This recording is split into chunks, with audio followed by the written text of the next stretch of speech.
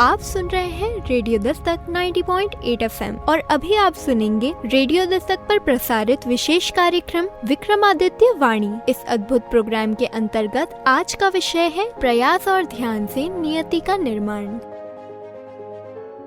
नमस्कार, मैं रक्षित गुर्जर विक्रम विश्वविद्यालय के इतिहास विभाग का विद्यार्थी हूँ। आज मुझे बहुत खुशी हो रही है कि मुझे इस मंच पर अपने विश्वविद्यालय का प्रतिनिधित्व करने का अवसर मिला है। सबसे पहले मैं हमारे माननीय कुलपति महोदय डॉक्टर अर्पण भारद्वाज का हृदय से आभार व्यक्त करता हूँ, जिनकी प्रेरणा से ये विशेष सत्र आयोजित हो रहा है। साथ ही मैं रेडियो दस्तक का भी आभार व्यक्त करता हूँ, जिन्होंने ये मौका मुझे प्रदान किया। आज हमारे साथ एक विशेष अतिथि मौजूद हैं, प्रोफेसर मोहनदास हेगड़े जी, जो हार्टफुलनेस रिसर्च सेंटर मैसूर से एक प्रतिष्ठित शोधकर्ता हैं। हार्टफुलनेस योग न केवल आध्यात्मिक शांति का मार्ग दिखाता है, बल्कि मानसिक एवं शारीरिक स्वास्थ्य को भी सुदृढ़ करता है। आइए इस विषय पर गहराई से चर्चा करें और उनके शोध एवं अनुभवों से लाभ उठाएं। आज का विषय नियति का निर्माण। सभी रेडियो दस्तक का श्रोताओं को नमस्कार। माननीय, मेरा पहला प्रश्न नियति के निर्माण से है। नियति क्या है और यह जीवन में क्या भूमिका निभाती है? बहुत अच्छी बात है कि आजकल युवाओं को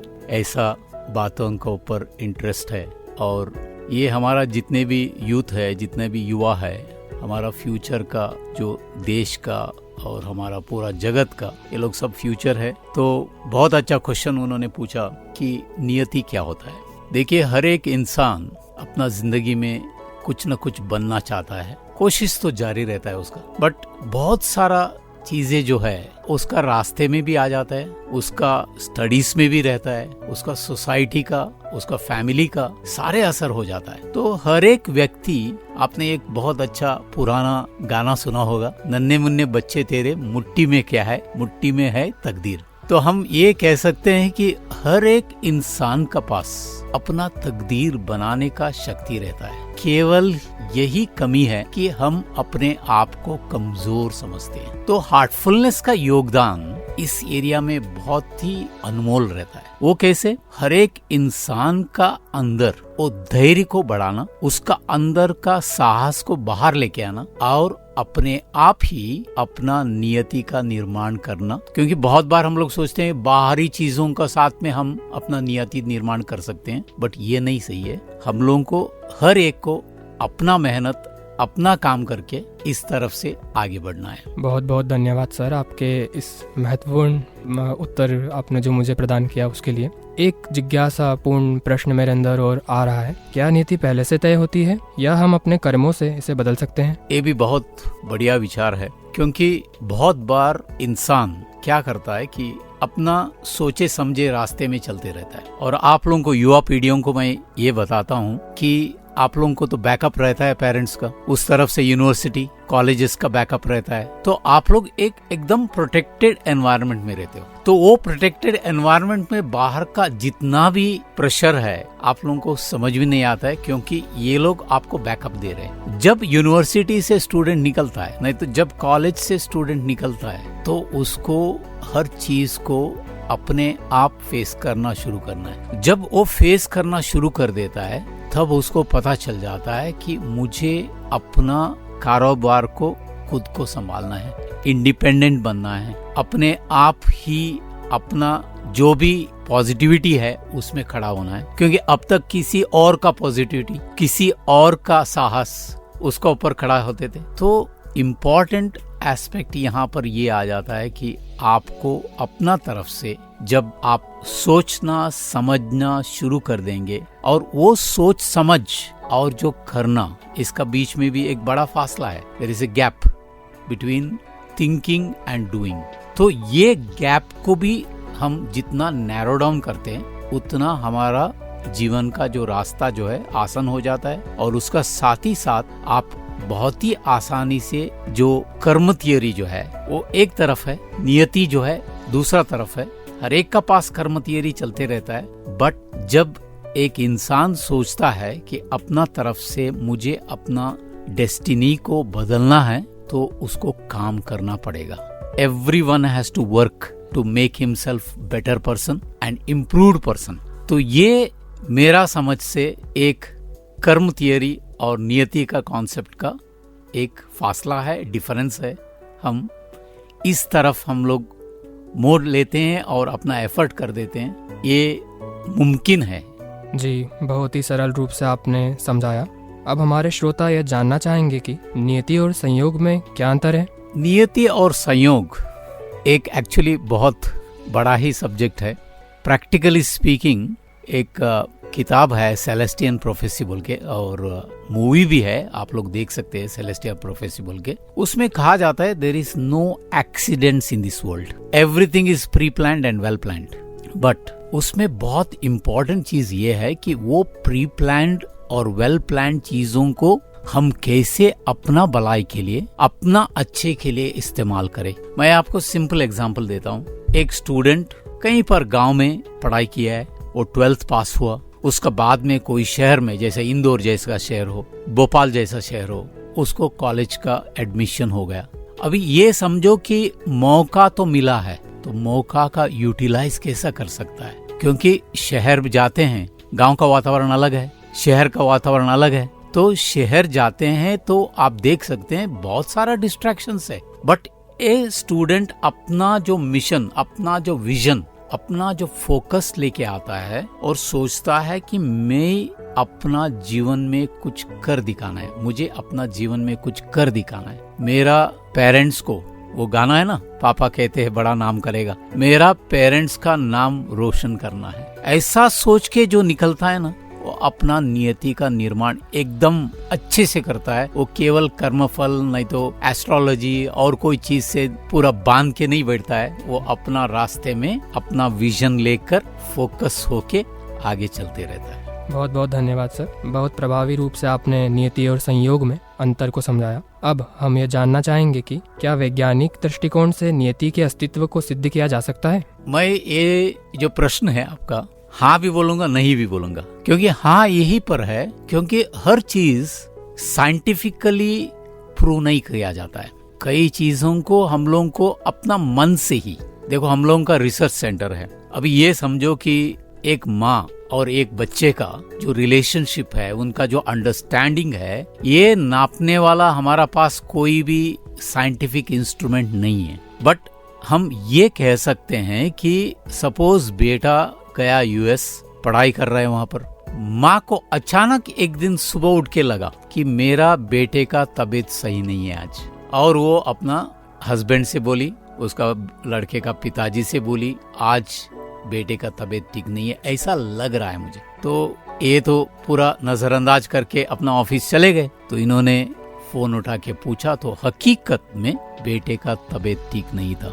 ये जो कनेक्टिविटी जो है साइंटिफिकली आप प्रूव नहीं कर सकते। इंट्यूशन, टेलीपैथी भी बोलते हैं इसको, क्योंकि एक जगह जो होने वाला चीज दूसरा जगह घटित हुआ है, उसका आभास इनको यहाँ पर हो रहा है। Same way as far as नियति का कॉन्सेप्ट जो है, आपका सोच, आपका विचार, आपका सकारात्मक गुण, इसका ऊपर निर्भर होता है। जहाँ पर हम ये बोलते हैं कि साइंस का ज्यादा से इसमें प्रभाव नहीं होता है, उस तरफ आप देखेंगे तो ये आपका ही बनाया हुआ एक प्लान है, एक थिंकिंग है, एक अंडरस्टैंडिंग है, उसका मुताबिक आप चलते रहते हैं। हाँ, मनोविज्ञान में आजकल बहुत सारा स्पेशलाइजेशन आया है। हमारा बहुत क्लोज एक फ्रेंड है, डॉक्टर रघु बोल के, बेंगलुरु में है, साइकोलॉजिस्ट है, साइकियाट्रिस्ट भी है, प्लस हमारा हार्टफुलनेस का प्रशिक्षक है। वो हमें कहते हैं कि future medical science will be dependent on psychology. Future का जो मेडिकल साइंस जो है वो साइकोलॉजी, क्योंकि हर रोग का, हर प्रॉब्लम का, हर नकारात्मक चीज का उद्भव कहाँ से होता है? शीर्ष से, माइंड से होता है। And mind is the point from where all this things originate. तो हम यहाँ पर साइंटिफिकली भी बोल सकते हैं, आप अपना माइंड को सेट कर दो। सो मनोविज्ञान का मुताबिक ये कह सकते हैं कि आप अपना माइंड सेट करेंगे तो आप अपना नियति का निर्माण आराम से कर सकते हैं। बहुत बहुत धन्यवाद सर, बहुत प्रभावी रूप से आपने नियति के वैज्ञानिक दृष्टिकोण को, अंतर को समझाया। अब हम ये जानना चाहेंगे कि क्या नियति के नियम सभी व्यक्तियों के लिए समान होते हैं? देखिए, हर व्यक्ति अपना अपना डेस्टिनी लेके आता है। Everyone has got his own. आज देखिए कि ये परवर्तिकार बोलो, भगवान बोलो, आप हर चीज में कितना अलग अलग रिपोर्ट्स आ जाता है। जैसे ब्लड रिपोर्ट हो, आपका बायोमेट्रिक्स हो, नहीं तो आपका फिंगरप्रिंट हो। अब देखो कितना यूनिक चीज है। यहाँ तक ट्रिपलेट्स, नहीं तो बच्चे जो पैदा हो जाते हैं साथ में, उनका भी अलग अलग साथ में पैदा हो गए, 2-3 मिनट का फासला था, बट आप देख सकते हैं कि उनके अंदर भी अलग अलग चीज। ये हम ये कह सकते हैं कि ये ऊपर वाले का देन है।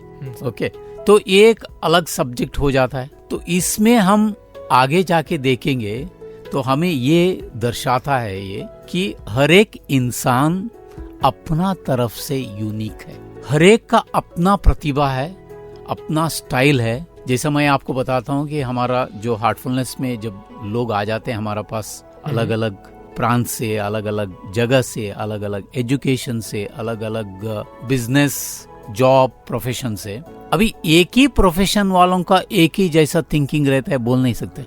2 डॉक्टर है, एक डॉक्टर का दृष्टिकोण अलग है, दूसरा डॉक्टर का दृष्टिकोण अलग है। तो ये याद रख दीजिए, हर एक इंसान का अपना खुद का पहचान रहता है। There is original thinking of an every individual and that is unique. बहुत बहुत धन्यवाद सर, बहुत ही सरल रूप से आपने समझाया। अब हमारे श्रोता यह जानना चाहेंगे कि क्या हमारी इच्छा शक्ति, फ्री विल, नियति से अधिक शक्तिशाली हो सकती है? अभी आपको ये इच्छा शक्ति के ऊपर थोड़ा सा डेफिनेशन बताना पड़ेगा। ओके। क्योंकि हम लोग इच्छा शक्ति को आध्यात्मिक में क्या कर देते हैं, एक स्टेप आगे जाते हैं, आत्मशक्ति बोलते हैं।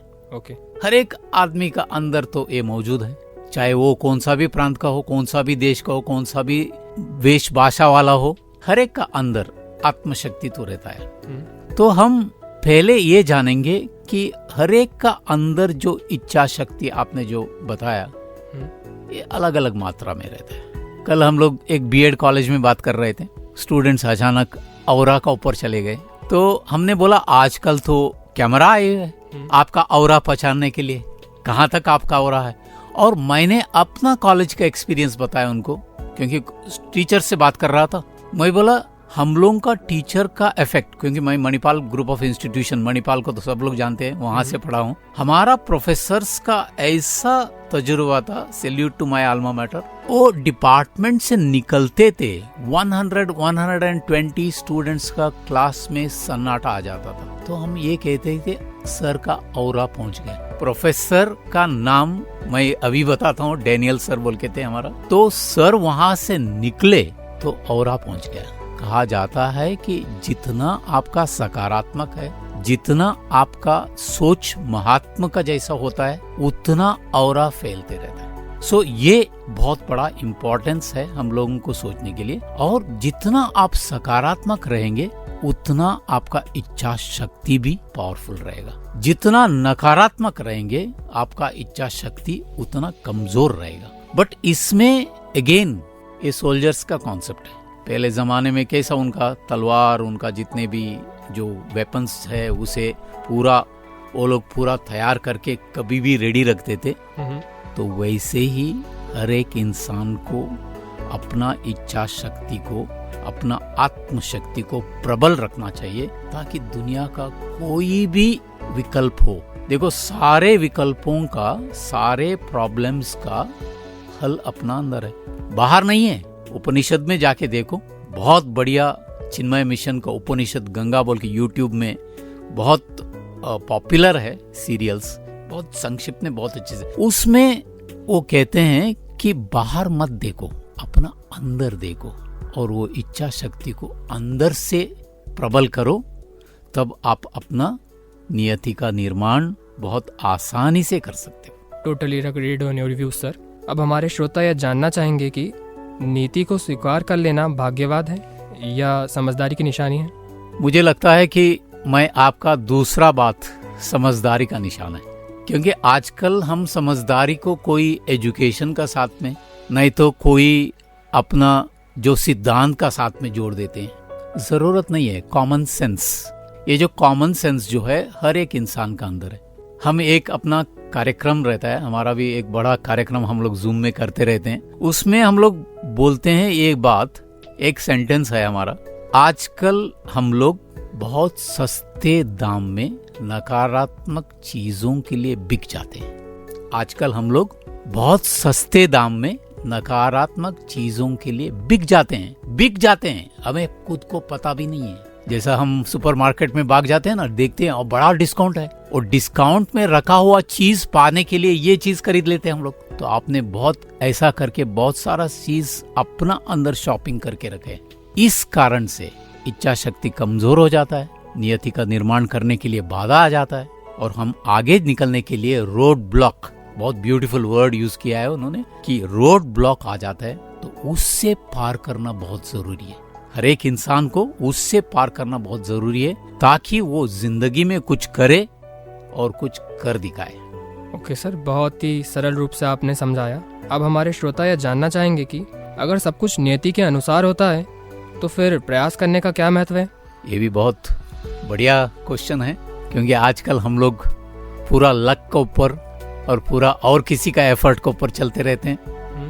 ये कभी भी नहीं होना चाहिए, क्योंकि आदमी को परिश्रम करके कुछ भी हासिल करने के लिए जो मजा आता है, जो खुशी आता है, जो आनंद आता है, और कहीं पर भी नहीं है। खुद को अपना बलबूते में खड़ा होना है, खुद को अपना तरफ से अपने आप को बनाना है। आप जितने भी बड़े बड़े लोगों को देख लीजिए, चाहे कबीरदास हो, चाहे स्वामी विवेकानंद हो, चाहे हमारा रीसेंट रॉकेट साइंस जो प्रोफेसर है प्लस प्रेसिडेंट थे अब्दुल कलाम हो, ये सारे लोग अपना बलबूते में खड़े थे। दे वेर सो क्लियर, बहुत ही क्लियर थे लोग अपना तरफ से, और ये लोग कभी भी बाहर वाला चीजों के लिए चांस नहीं दिए, और कोई हवा का झोंका मुझे लेके जाए, और कहां पर भी कुछ फ्री का हो जाए, और कोई भी मुझे इन्फ्लुएंस करके लेके आए, नहीं। मुझे ये लगता है कि आदमी को, इंसान को अपना तरफ से सशक्त रहना चाहिए,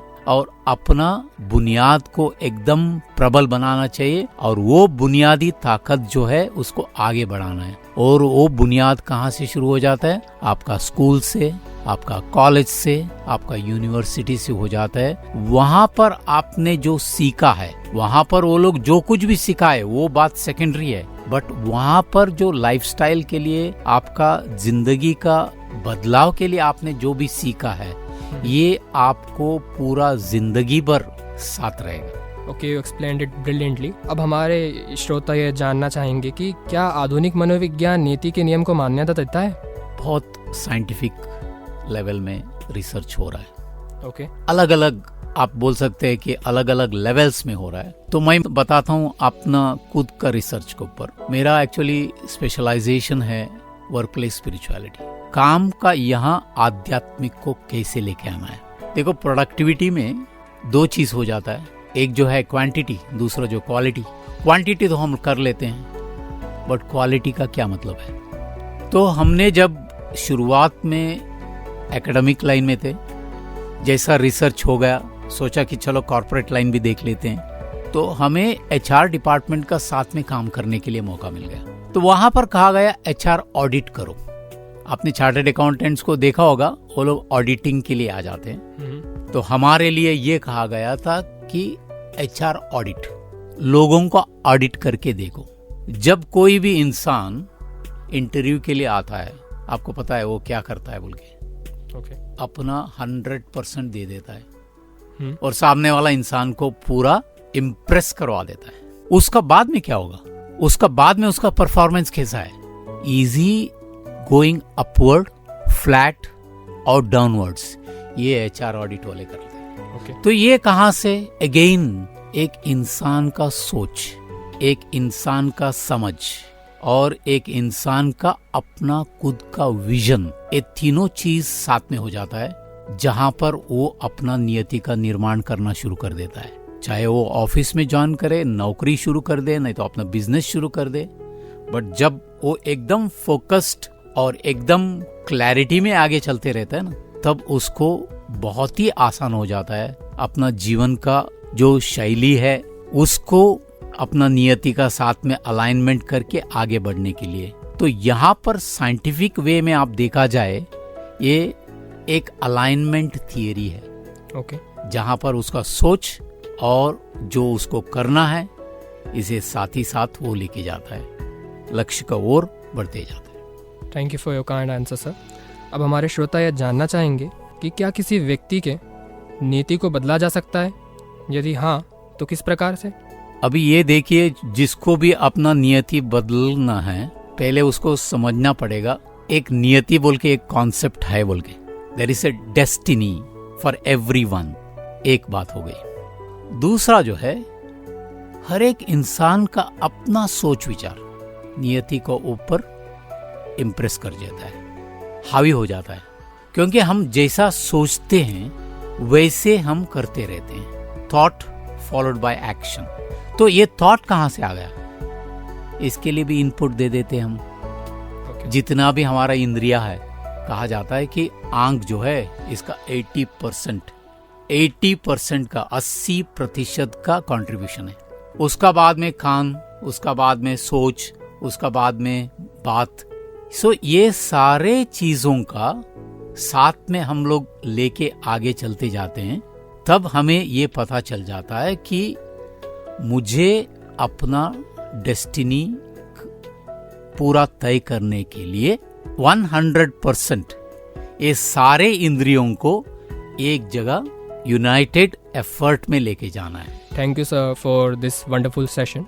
आपके इस बहुमूल्य समय और ज्ञानवर्धक चर्चा के लिए बहुत बहुत धन्यवाद। यह सत्र निश्चित रूप से हमें आत्मोन्नति और मानसिक शांति की ओर प्रेरित करेगा। हमें आशा है कि भविष्य में भी हमें इस तरह के संवाद का अवसर प्राप्त होगा। एक बार पुनः विक्रम विश्वविद्यालय और रेडियो दस्तक की ओर से आपका हार्दिक आभार।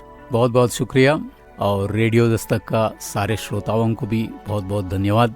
और मैं आशा करता हूँ कि हमारे जितने भी श्रोता ये प्रोग्राम को सुने हैं वो अपना नियतिक निर्माण खुद से करेंगे और हार्टफुलनेस का साथ में जोड़ के अपना नियति का निर्माण को और भी प्रबल बनाएंगे।